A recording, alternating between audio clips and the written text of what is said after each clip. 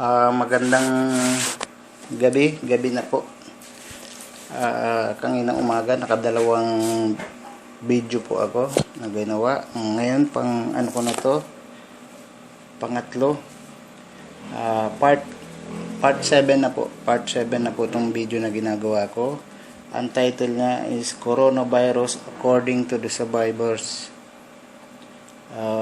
Sa Tagalog, kwento ng mga survivors. At ako po, pumili ako sa YouTube ng mga survivors, mga kwento nila. Pinakinggan ko yung mga kwento nila. Kung paano ba talaga yung mga symptoms sa kanila. Ano ba yung mga naging sintomas sa kanila. Lalo na yung mga severe cases. Ano po? So, basahin ko sa inyo yung mga na-obserbahan ko sa kanila. Kasi ang survivor po, merong severe, merong mild cases. Yung tinatamaan ng ng virus, merong mild lang, merong severe, at merong asymptomatic. Ibig sabihin, asymptomatic, walang sintomas. Kayang-kaya. So, ito pong survivor number 1, hindi natin pangalan, basta number na lang. Lalaki, taga UK, United Kingdom, 30 years old. So, ano pong nangyari sa kanya? Ito ang sabi niya, young people can survive and can get through it. So, sa experience niya, sinabi niya, yung mga bata, kaya-kayanin. Kasi, siguro, parang, sinasabi niya to, siguro, na, para lang naman trangkasong malakas. Diba? Ganun lang. Kaya nasabi niya siguro to. Ngayon, ito pa sabi niya, flu symptoms occur instantly. Sabi niya, yung daw sintomas ng trangkaso, biglaan ng dating. Bigla na lang siguro siyang sumakit katawan niya, bigla na lang sumakit ulo niya, biglaan, sabi niya. Ito, high fever, yung 40 degrees sa taas niyan. High fever na yan. And too much body pain. Yun ang nasabi niya. Too much. Ibig sabihin, napakasakit daw na body pain. Masakit na katawan. Then, after 3 days, nakaramdam na daw siya ng hard breathing. Nahirapan na siyang huminga. Nag 2 weeks siya sa hospital. Then, after treatment, after 2 weeks, still, ang pakiramdam niya, still fatigue. Ibig sabihin, pagod pa rin. Feeling madali pa rin mahapo. Madali pa rin mapagod. Then, ang naiwan sa kanya ng COVID, naiwan sa kanya yung liver damage.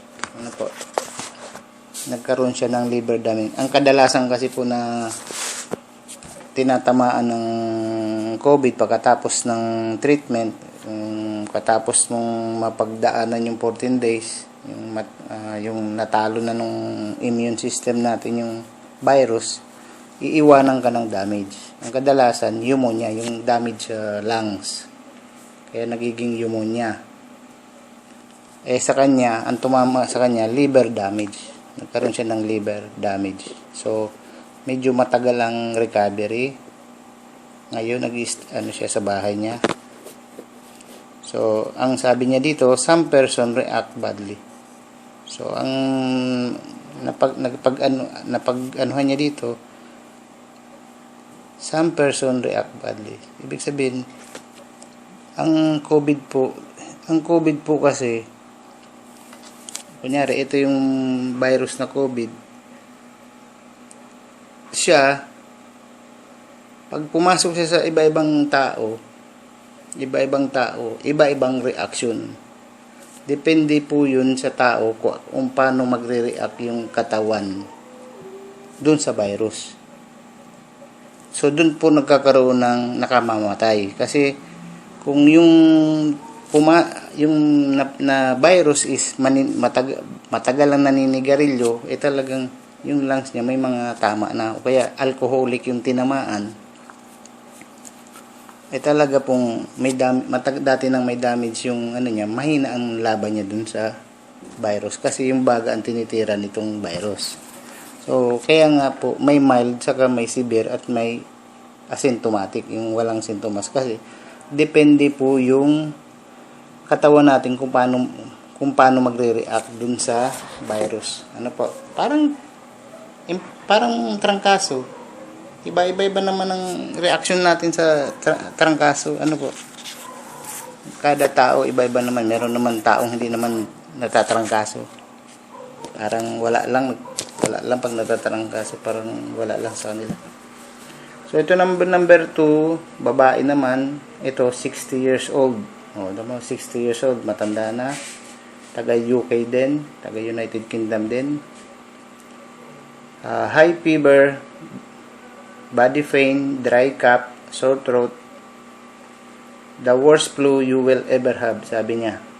Ang nasabi niya na lang, the worst flu, yung pinaka matinding trangkaso daw na mararamdaman mo sa talambuhay mo. Yun ang nasabi niya. So naranasan niya din yung mataas na lagnat, body pain, dry cough, sore throat. Yun ang sabi niya. 60 years old na po to, kinaya niya yung body pain, yung mga sintomas na yun, na high fever, sobrang taas. Sabi niya, the worst flu you will ever have, yung matinding trangkaso na mararanasan. So ito naman sunod, babae din, number 3, 39 years old, na ICU siya, na intensive care unit, naging nag 50-50 siguro siya. 3 days in ICU. Nilagyan na siya ng tubo. So, bago daw siya lagyan ng tubo, pinatulog siya. Sedated. Pinatulog siya. Bakit siya pinatulog ng doktor? Kasi, bakit siya sinaksakan ng pampatulog? Pero, sinabihan daw siya ng doktor na baka hindi na siya magising. Kasi, bakit? Hinang-hina na yung katawan niya. Kaya siya patutulugin. Kasi, pag nilagay dun yung ano niya, siyempre, hindi naman ganun kadali paglalagay ng tubo. Ano po? Baka hindi niya nakayanin dahil latang-lata ka, nasasaksakan ka pa ng tubo. So, kaya sabi sa kanya ng doktor, baka hindi ka na magising. Ganun po. Sa mga severe cases po, huwag natin katakutan to dahil ito na yung pinaka-worst. Ito na yung pinaka-severe na case. Kaya lang, karamihan nga nangyayari to sa kanila. Sa mga malalamig na lugar, sa mga Amerikano. Bakit? Parang iba naman yung reaction nila dun sa virus. Ano po? Kaya puro severe sa kanila. Siguro, dahil malamig nga dun, iba naman yung reaction nila sa virus. So, ito number 3, yun nga, mild in some people as the body is too weak. Mild in some people. Nasabi niya, sa ibang tao daw, mild.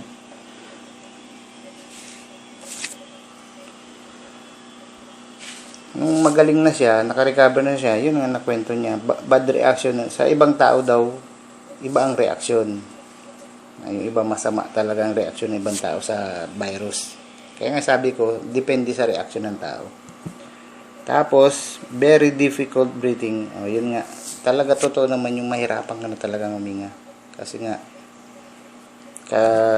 napupuno na ng plema yan or damage na, hirap ka na talagang huminga. Barado pa.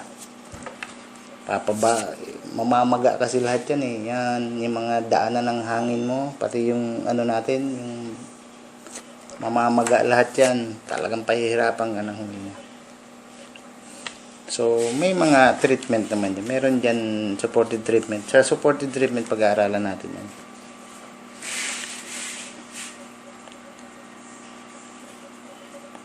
Body, sabi niya dito, body very exhausted to even breath. Sabi niya dito, kahit yung paghinga, nakakapagod. Hirap na hirap ka na. Kahit paghinga pa lang. So, yun ang nasabi niya. Kahit daw sa paghinga, paghihirapan mo na. makahinga ka lang ng siguro malalim na ang hinga mo, talaga hahabulin mo na, hindi na normal. Ano po, yun ang problema dito, pag yung paghinga mo na ang magkakaproblema. Yun nga, loss of smell and taste. Bakit nagkakaroon ng loss of, nawawalan ka ng panglasa sa pang-amoy? Kasi po yung dito, yung pababa natin dito galing sa ilong, magko-connect dito sa lalamunan, yung tubo na papunta dyan, namamaga po yan, nag-i-inflame. Pag namaga yun, talagang mawawala na tayong pang-amoy. Magkakonekta po yan sa dila, mawawalan ka na rin ng panlasa. So, ano pong pan-testing dyan? Sabi ko nga, yung asin. Pag may trangkaso kayo, testing butil ng asin.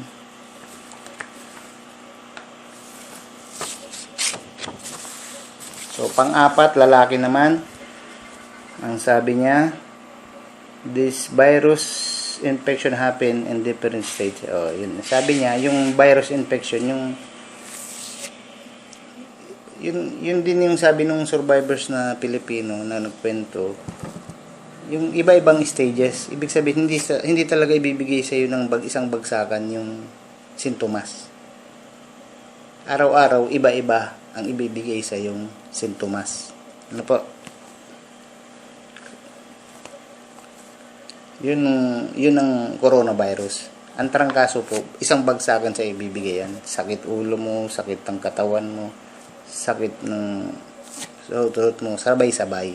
Kasi 7 days lang ang incubation niya. Yung corona is 14 days. So, bibigyan ka ng pa isa-isa. Ano pa? Yun ang kwento ng mga survivors. Common cold, ito nangyari sa kanya, common cold getting better, then flu comes in. Yun yung kwento din kanina ng isang survivor na flu symptom come instantly. Parang biglang dumating na lang daw yung flu. Ito sa kanya, may sipon lang siya, biglang dumating, bigla na lang nagkaroon siya ng trangkaso. Then ito rin sabi niya, it was the worst flu he experienced. Pero sabi niya, non-threatening, hindi naman daw the worst flu, pinakamasama daw na trangkaso na experience niya, pero hindi daw nakakatakot, hindi daw nakikita niya naman, hindi daw delikado, pero nakakatakot. Ano sabi niya? Then itong sunod sabi niya, headaches, very unwell, then after treatment, ayun na nga, yung headache daw, masakit ulo, masamang pakiramdam. Doon pagkatapos daw niya daw ng gamutan, nagkaroon siya ng pneumonia na nga. Pag may yun nga, yung may pneumonia, hindi ka na makahinga. Pag tinamaan na ng pneumonia, na damage na yung lungs mo, hindi ka na makakahinga ng normal. 20% of lung, sabi natin 20%, 1/4 na lang ng lungs mo ang gumagana. So pag 20% na lang kung kaunti na lang gumagana sa lungs mo, talagang hindi ka na mahirap ka na huminga. Kaya sila nilalagyan ng tubo sa kanila. Kaya sila nagkakaubusan ng mga machine doon na panlagay sa tubo. Kaya doon nangyayari po, lalo na sa US, nangyayari doon ang nagkakaroon dahil sa kakapusan ng machine na yun na panglagay ng tubo para lagyan ka ng hangin sa lungs mo. Ang nangyayari sa doktor, namimili nila dahil sa kakulangan ng machine. Ang ginagawa na lang, pipiliin yung matanda sa kanyang bata. Mas pinipili na nilang bigyan ng chance yung bata kaysa dun sa matanda. Kasi iniisip nila matanda na, give up na. Kasi ano naman yung tapos na siya. Kung bubuhayin natin yan, mamamatay yung bata. Dito na tayo. Buhay na natin yung bata. So, nagkakaroon na sila ng ganung pagpipili. Kasi po, nagkakakulangan nga ng aparatus. Totoo po yan, nangyayari na yan. Ito naman number 5 na survivors, lalaki. Ang sabi niya dito, para daw siyang pinukpok ng martilyo 10 times stronger than a fluid. Ibig sabihin 10 beses ang lakas ng trangkaso. Para ka natrangkaso 10 beses ang lakas. Imagine niyo yun, talagang masakit, malatang-lata ka, masakit ang katawan mo. Tapos yung lagnat mo mataas. So, ang daming yung isipin, imagine niyo lang yung natrangkaso kayo pero super trangkaso. Ano po? Para ma-imagine nyo. At pinakahuli na dun, sa una lang yun yung mga masakit katawan, yung mga sakit ulo, yung ubo ka ng ubo. Sa mga unang sintomas lang yan. Pero ang pinakahuli kasi na dyan, yung hirap ka ng huminga. Yan ang pinaka-last na ibibigay sa iyo ng virus. Kasi nga, napupuno na ng plema yung baga.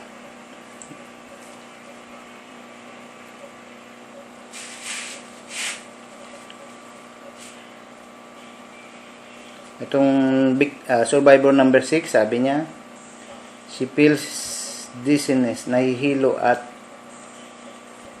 nang lalata. Yun. Ito naman, 87 years old. Naging critical siya, nagkaroon siya ng pneumonia, pero nag-survive po siya. Yun naman ang kagandahan nito. Nag-survive siya kahit may mga dati na siyang sakit. Nag-survive siya. Itong pang-8, ang sabi niya, nagdeliryo na siya. Nagdeliryo. High fever. Nagdeliryo na siya. Yung nagsasalita ka ng hindi mo na alam.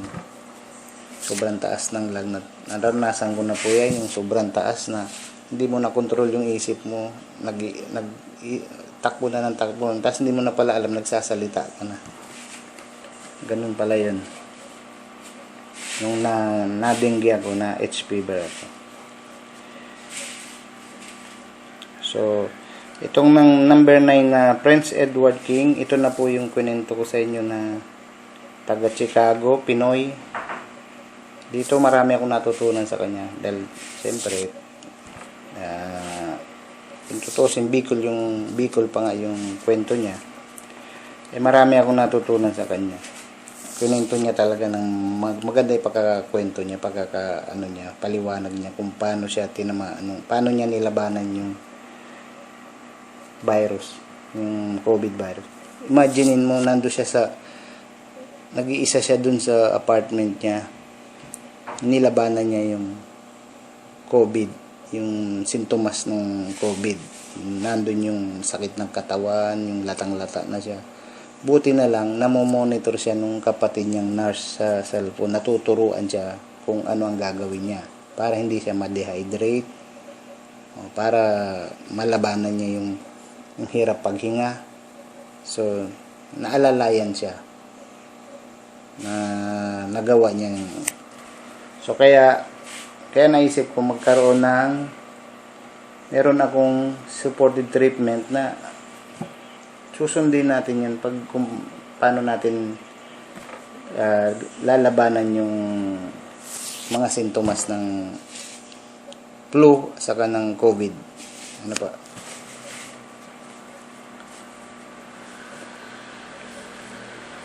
Taga Chicago po yun, 38 years old po siya, lalaki. Then, itong pang-sampung survivor, me. Ako daw. Ang totoo po nito, tinamaan din ako ng trangkaso. Kaya ako matagal-tagal nakagawa ng video. At 5 araw din ako naggamutan. Ano po? Naikwento ko na nga yan sa mga dati, sa una kong video, kung saan ang pinaghihinalaan kong nahawaan na pagkunan ko niyan. Kasi ano yan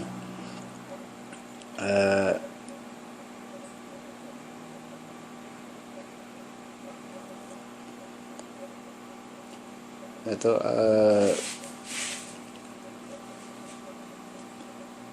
nakuha ko yung trangkaso, di ba? Sabi ko nga dun sa pag grocery ko nung hapon, nung umaga, na malengke ako nung gabi, nung hapon nag grocery ako, then kinagabihan, yun na nga, nakalikot ko yung ilong ko, biglang nag runny nose ako, then kinaumagahan nun, pagising ko, doon na lumabas yung mga sintomas ng sakit. Habang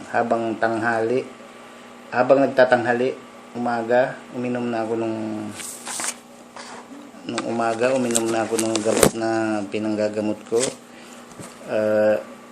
Pero siyempre hindi pa naman tumatalab agad. Habang nagtatanghali, tumataas yung lagnat ko, tumataas yung sumasakit, at yung mga body pain ko, yung mga sintomas naglalabasan na nung umaga yon. Then uminom ako nung umaga, nung tanghali, pagkakain ko din, uminom ako din uli. So nung bandang hapon na, alauna, nagsusubside na tumatalab na yung gamot, na bumababa na siya. So hindi ko naramdaman, pero ramdam ko nung umaga, talaga sabi ko malakas to. Pero dahil dun sa gamot na iniinom ko, nag-subside siya. Hanggang sa pangalawang araw, nag-maintenance na ako nung gamot na iniinom ko. Umaga ano lang ako, dala-dalawa lang, umaga sa kagabi. Hindi na ako basta 2 beses lang ako hindi ko ginawang 3 beses, 2 beses lang. Pero inabot ako ng 5 days. So, ang puntos ko po dyan, na 2 beses na akong nagkatrangkaso mula nung nag-lockdown. Nung bago mag-lockdown, tapos itong ngayon nga, April 15, tinamaan na naman ako. So, nadadalawa na ako. Although, sabihin natin trangkaso lang to. Ngayon, okay na po ako. Okay na. Medyo, naka-recover. Tapos na yung trangkaso. At, ang ano lang nito, sabi ko nga, kahit flu lang yan, kahit trangkaso lang yan, pero tanong, saan ko nahawa yun? Hindi naman ako natatakot dahil wala naman kami ditong local transmission. Pero kahit ang trangkaso, virus pa rin yun. Kung paano naghahawaan yung corona, yung COVID, pares din yun. Kung paano mo makukuha yung trangkaso, yung sipon, ganun din paano mo makukuha ang COVID. So, iniisip ko kung saan ko ang naiisip ko lang talaga yung supermart na pinasok ko. Hindi ko naman sinisiraan yung supermart. Ang problema kasi dun, ang daming namimili. Bakit ang daming namimili? Bakit hindi ko nakokontrol? Yung nasa loob kasi ng pinaka syudad namin, ng pinaka palengke namin, kinordon, nilagyan ng mga checkpoint. So may 3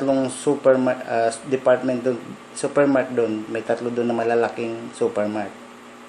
Ibig sabihin, bago ka makapamalengke doon sa supermart na yun, kailangan may quarantine pass ka talaga.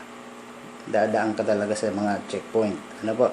Pero meron ditong supermart na nasa adjacent lang, nasa labas nung checkpoint.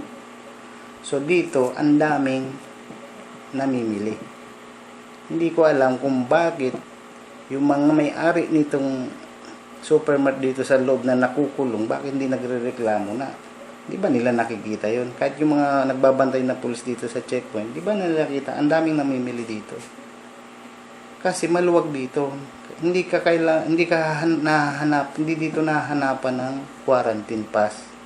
So, nakakapunta dyan yung kahit walang quarantine pass. Kaya ang daming namimili. Talagang inabot ako dyan sa pagpila pa lang, ang haba na ng pila. Pag bayad mo pa, ang haba pa ng pila.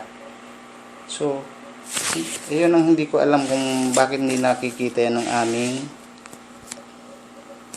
mga namumuno dito sa amin. Na lagyan nila ng checkpoint dapat dito sa unahan para hindi basta-basta nakakapasok dun yung mga taong walang quarantine pass. So, sana may makapanood nito, makarating sa mayor namin. Dahil kahit clue lang yung nakuha ko, sigurado doon ko nakuha yun. Hindi naman ako naninira. Kaya lang, iniisip ko kung saan ko nakuha yung clue ko. Kung paano kung COVID na pala to. So, ito, kwento ko lang sa inyo, nung high school, natipdas na po ako. Measles, tipdas. Nung high school ako, naranasan ko na rin yun. Yung maliliit na rashes. Nung pag-college ko, naranasan ko yung H fever. Hindi pa dengue nun, H fever pa ang tawag. Doon po ako nakaranas magdeliryo. Na hospital ako noon, nasalina ng dugo. Yun ang sa talambuhay kong matanda na ako ngayon. Noon lang ako nakaranas ma-hospital, makatikim ng hospital. Ano ba? So, nung nito na, 2018 na, matanda na ako, nabulutong naman ako. Chicken pox. Ayun ang pinakamatindi rin. Sobrang taas lagnat, saka yung nakakadiring. Kasi, lumabas na yung chicken pox. Ngayon matanda na ako kasi nung bata ako na, na vaccine. Kaya lang, after 20 years yata, mag-expire na yung vaccine sa'yo. Kaya, tatamaan ka na uli. Kaya mas maganda tinamaan ka na ng bata, hindi ka na tatamaan ulit. Kasi may immune natin kasi kilala na yung virus na chicken pox. Kaya sabi baga, pag tinamaan ka ng chicken pox, hindi ka natatamaan ulit. Kasi, yung immune system natin, yung antibodies natin, matalino din, natatandaan niya yun. Yung virus na yun. Pag pumasok uli yun, kayang-kaya niya ng tirahin agad. Hindi na siya mag-iipon, nandiyan na siya, tira agad. Kasi may memory din po yung natin, yung immune system, antibodies. So, ayan po. Punta na tayo sa sunod kong video. So, mamaya ko nakukwento po sa inyo yung kung anong mga yung tungkol doon sa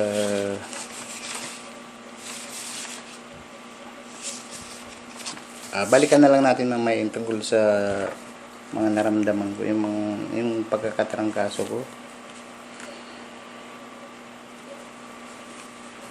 So, ito na lang po masasabi ko nga dito, ang virus na to depende po sa katawan ng taong tatamaan kung paano magre-react yung katawan. Iba-iba.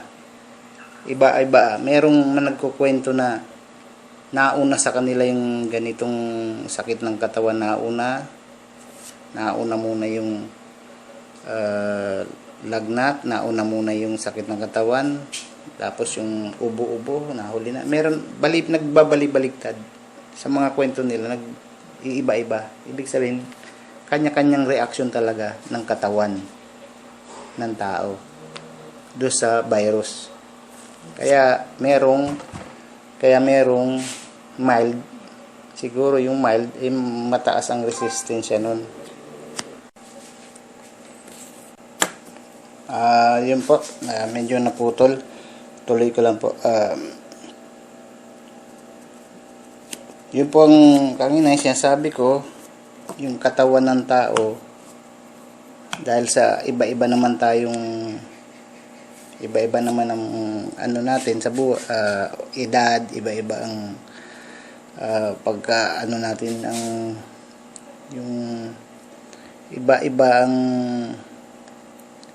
klase yung katawan natin. Bakit ang raming namamatay na doktor, o yung bakit sa US maraming namamatay? Siguro hindi tulad kasi kukumpara natin do sa taong banat ang buto plus yung taong ang trabaho lang na may paupo-upo sa malamig lang na lugar. So parang yung tingin ko doon yung ano nila is mahina, ano po. Tapos yung malamig doon siguro mayroon din epekto yun doon sa virus, kung paano nagre-react yung katawan ng tao, ano po. Kaya ang daming namamatay sa US. Iba yung reaction ng katawan nila sa virus, ano po. Kasi yun nga sabi ko, virus lang yan eh, virus yan eh. Hindi naman kung talagang yung virus ni nakakamatay talaga, lahat ng dapuan dapat patay. Ano po, hindi naman ganun eh. Hindi naman ganun yung virus eh. Ang tingin ko lang talaga, para sa akin, ano lang yan eh, trangkasong napakalakas.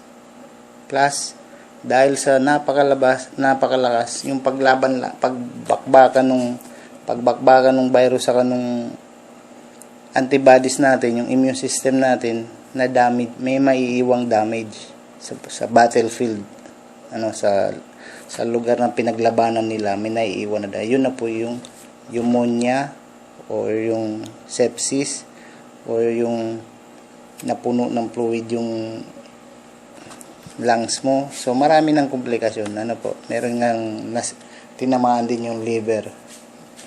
So ganun po ang nangyayari talaga. Pero kaya nga sabi, mas 80% talaga is mild lang. Mas nakakarami po yung mild lang ang epekto sa kanila ng virus. Kaya bakit natin kakatakutan? Hindi naman yan yung pag pumasok sa katawan mo, patay, talagang mamamatay ka na, patay na. Yun po ang nakakatakot talagang virus, kung meron man ng virus na meron yung anthrax. Yung mga talaga sinadya na yata yun na ano ba yun, yung mga virus na yung delikado, yung Ebola, yan, lalo yan, mas delikado po yung Ebola. Kaya lang po, ang problema lang po talaga dito sa sakit na to, sa COVID na to, although 80% ang mild, ang problema po talaga dito, ang bilis kumalat. Ang bilis niyang kumalat. Yun lang po ang problema dito. Pero yung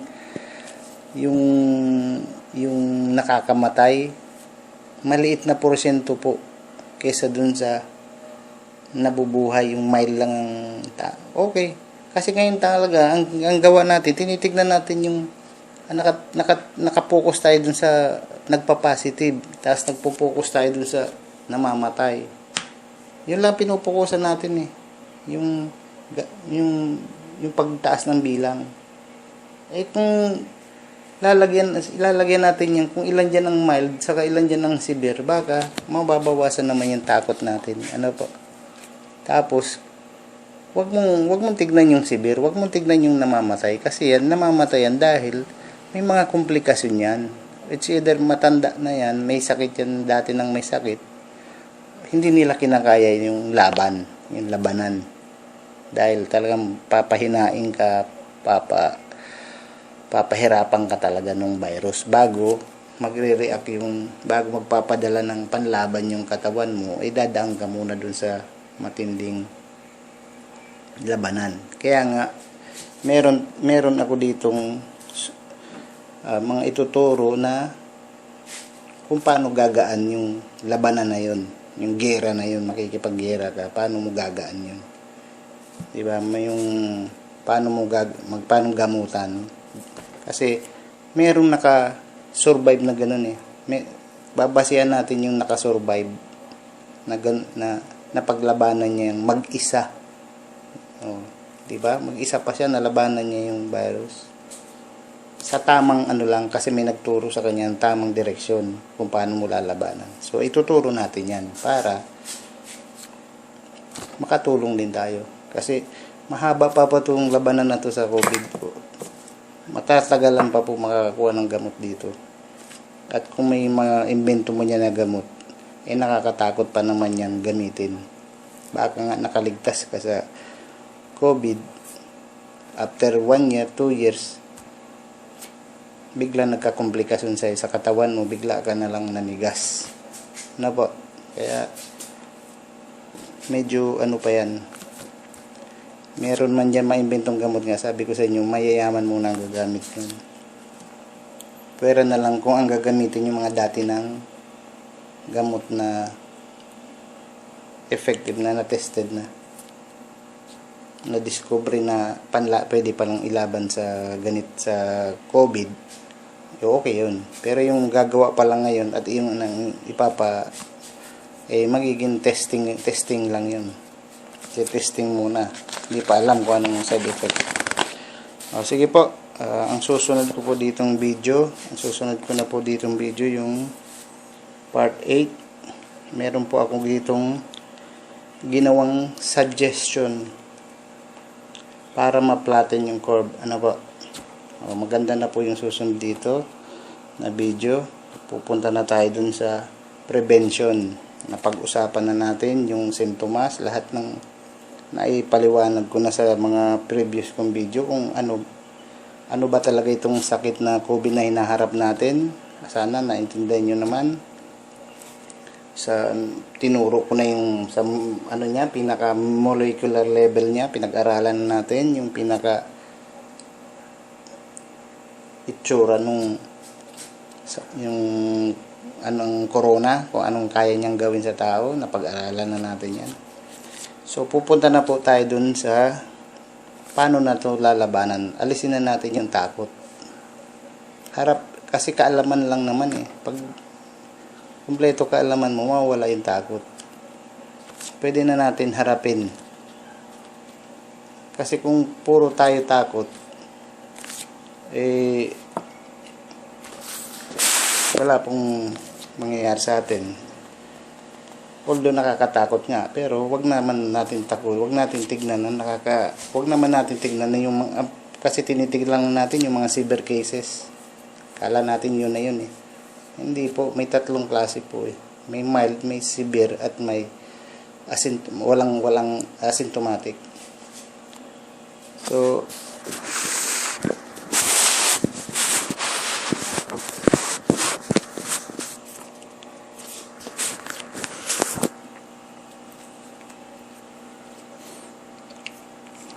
yun po.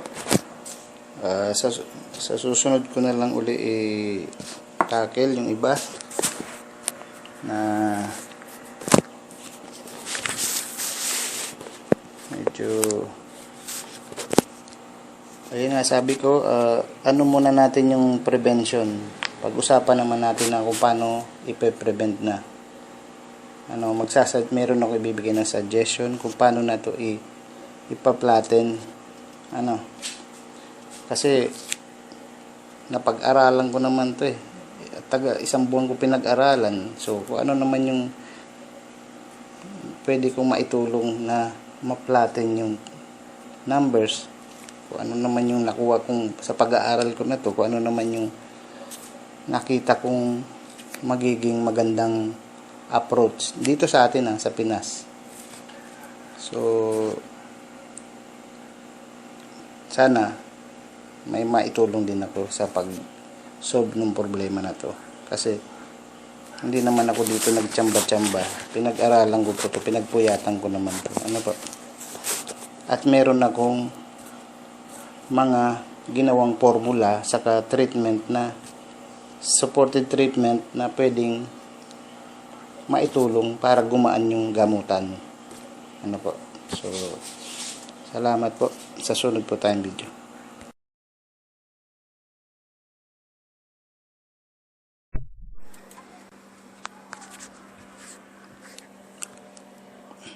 Well, ito po ang kwento ng isang babae na nag-positive sa COVID. At makikita nyo kung mapapanood nyo to sa inyong timeline sa YouTube, mapapanood nyo po yan. So doon mo pinaliwanag niya dyan kung paano po yung diskriminasyon, yung stigma, ang totoo po yan po yung nakakatakot na ngayon, yung spotlight na tinatawag. Yung pag na-positive ka, talagang bidang-bida ka sa radyo, sa komunidad ninyo, sa lugar nyo.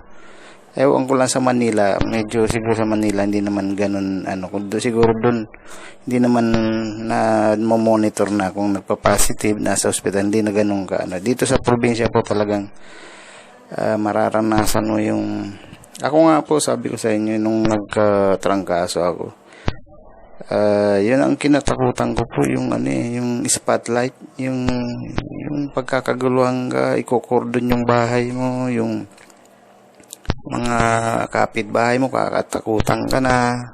Yun po yung mas kinatakutan ko nung nagkatrangkaso ako. Kasi yung sakit mismo na pag-aralan ko na alam ko naman na hindi naman siya ganun dapat katakutan, para lang naman siyang trangkasong napakalakas. Yun nga lang problema ng virus na to is, yun nga lang malakas lang manghawa talagang yun lang iingatan yung panghahawa. So ang problema kasi sa atin, kulang tayo sa impormasyon, kulang po ang ating gobyerno, ang DSW, ang Department of Health, kulang po tayo sa impormasyon.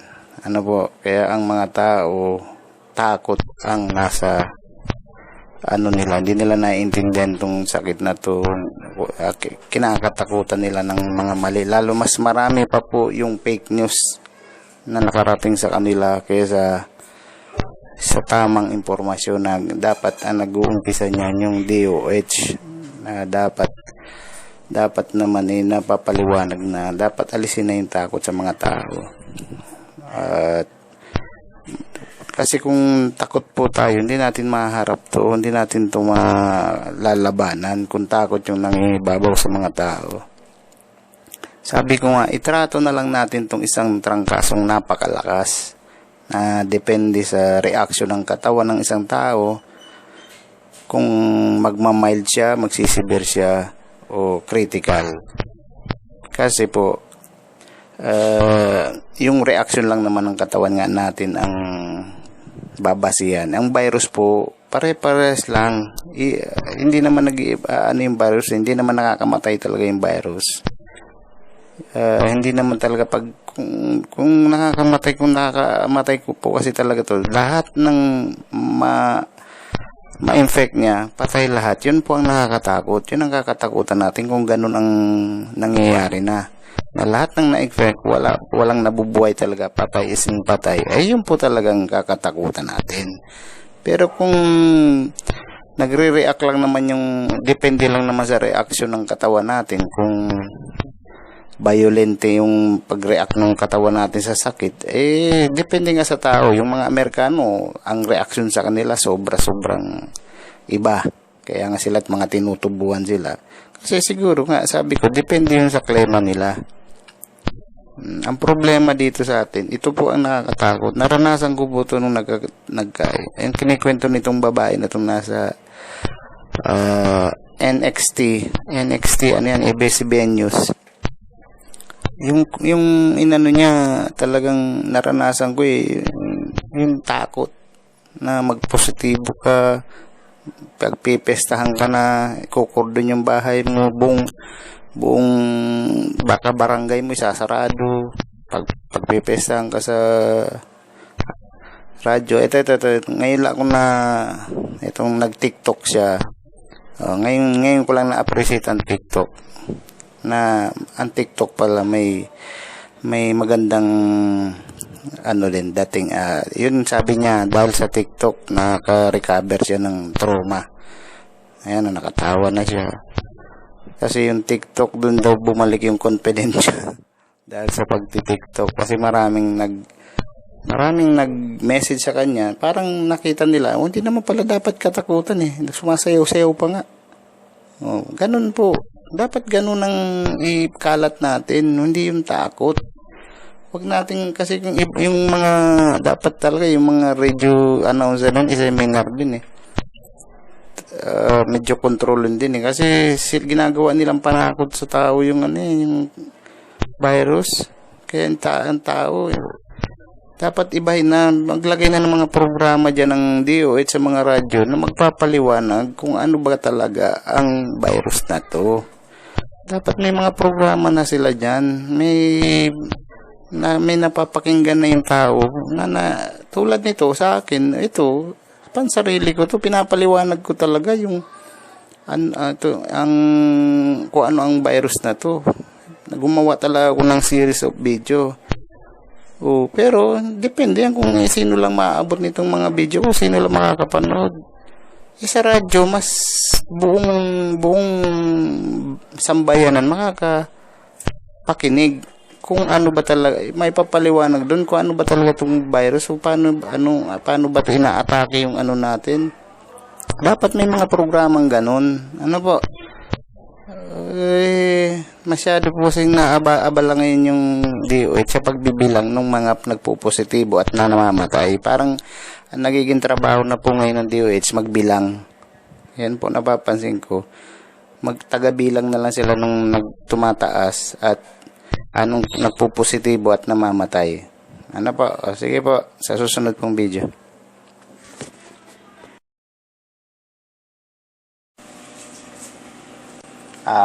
Pahabol lang po, may naalala po akong isa pa, habol ko pa.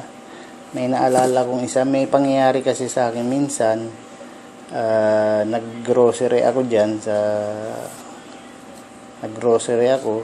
sa isang supermarket na uli, na habang nakapila ako, may nakita ko isang naka-uniform na nurse, babae, yung uniform niya nakapantalon naman. So, okay, sabihin na natin frontliner siya, kaya lang parang ang pangit po kasi tignan na nag-grocery ka, naka-uniform ka pa. Kaya sabi ko, kaya sila nadi-discriminate. Sana naman sila, kasi ang pangit eh. Buti nga hindi lumapit sa akin, nakapila ako. Kung lumapit sa akin yun, sisitahin ko talaga. Sasabihan ko na, Miss, magbihis ka muna. Hindi kasi natin alam, kasi ang sitwasyon nun, hindi mo alam kung galing sa ospital yun. O sabihin na natin, papasok pa lang siya ng ospital, ng trabaho. Wag naman po ganun. Mag-grocery ka dyan, naka-uniform ka ng pang-hospital. Ang pangit po tignan. Ako po, hindi ko naman dinidiscriminate yung nurse na yun, nakita ko, o sa makakapanood nito. Kayo na po ang mag-adjust. Kasi sa panahon na to talaga, kung normal noon yan, ngayon hindi na normal tignan na mag-grocery ka dyan, makakasabay mo yung mga tao, naka-uniform ka pa ng pang-hospital habang nag-grocery ka. Di po ba? Sana po, iwasan naman natin yan. Dahil, yun nga, kaya tayo na-discriminate. Kaya tayo ayaw natin na-discriminate tayo, yung mga nagtatrabaho sa ospital, dahil kinakatakutan o may mga sitwasyon na nagagawa din natin na pangit pala sa paningin ng iba. So, saludo po tayo sa mga frontliner. Sabi ko nga, yung mga namatay na doktor, sila ang hero dito. Sa labanan na to, sila ang hero. Yung mga namatay na doktor, sila ang hero. Hindi lang doktor, yung mga nurse, yung mga nagtatrabaho sa hospital, talagang sila ang hero. Bakit sila ang madalas ng namamatayan? Sila ang expose po kasi talaga sila. Talagang sila yung na-expose talaga. Makasinghot ka lang kasi ng isa, isang virus lang makapasok sa iyo, ang bilis na yan dumami. Isipin mo yun, nasa ospital ka sarado. Sa araw-araw mong punta dyan, talaga makakatsamba kang makakasinghot ka dyan ng isang virus. Ay yung PPE, talagang problema na yan ng buong mundo. Yung PPE na yan, talaga nagkakakulangan. Sabi ko nga sa inyo, sa US, ganito po ang naging problema sa US. Dahil federal state sila, federal country sila, kanya-kanya silang solve ng problema nila. Tulad na nagkakakulangan na sila ng mga gamit sa mga PPE, humihingi na sila ng tulong sa mga katabi nilang kakaunti lang naman ng problema. Hindi naman sila matulungan kasi naghahanda naman yung para sa kanila kung sakali sila naman tamaan. At ang reklamo nga nung isang mayor, nung isang isang country, yung national nila, ibig sabihin si Donald Trump, yung national government, nakikipag-agawan pa dun sa mga states para bumili ng mga PPE, mga gamit sa panglaban. So, sila nagkukumpetensya. Hindi tulad ng gobyerno natin, talagang siya ang isa lang yung nasa taas. Siya ang nasasakupan niya talaga. Siya ang tumutulong. Sa kanila kasi federal. So, lumabas, itong ganitong may pandemic, lumalabas ang government, ng gobyerno nila is hindi maganda. Yung style ng gobyerno nilang federal, hindi nakakatulong. Kasi nga, ang nangyayari sa kanila, walang tulungan, kanya-kanyang solve ng problema. Pati yung national, nagiging kakumpetensya pa. So, pag-usapan na lang po natin yan dun sa sunod ko siguro video ulit. Salamat po.